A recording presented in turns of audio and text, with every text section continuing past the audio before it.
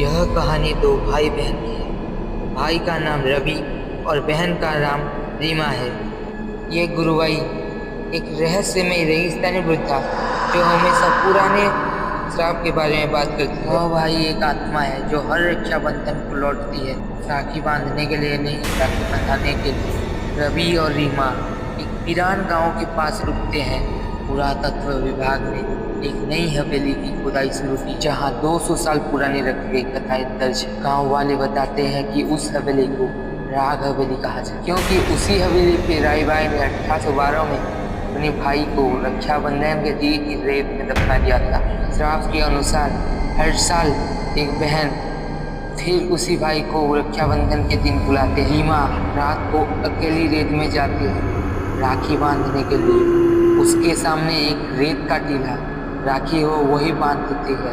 ठीक उसी वक्त पीछे से धीमी सी आवाज में आवाज आती है कि बहन रीमा देर हो गई। सुनकर बेहोश हो पड़ती है।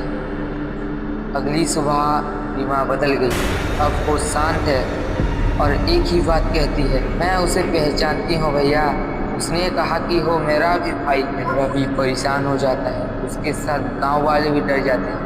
कहा जाता है कि जिस तिल पर राखी बनती है वहाँ भाई नहीं श्राप जागृत होता है। ठीक रात के 12 बजे हवेली की पुरानी दीवारें खुद से खुलती है।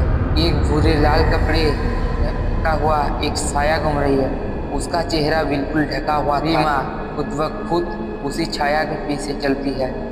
रवि धीमी धीमी गति में उसका पीछा करता है। हवेली के अंदर एक कैमरा है जहाँ पर पुरानी राखियाँ लगाई गई है, सैकड़ों साल पुरानी।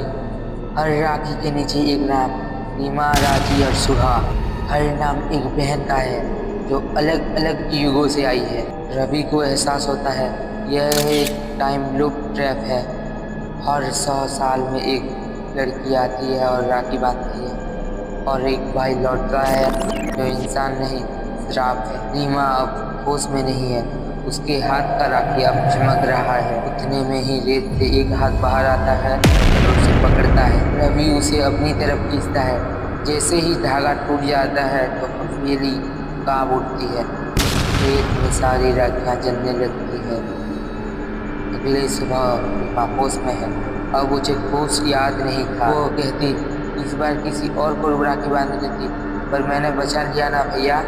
रवि मुस्कुराता है।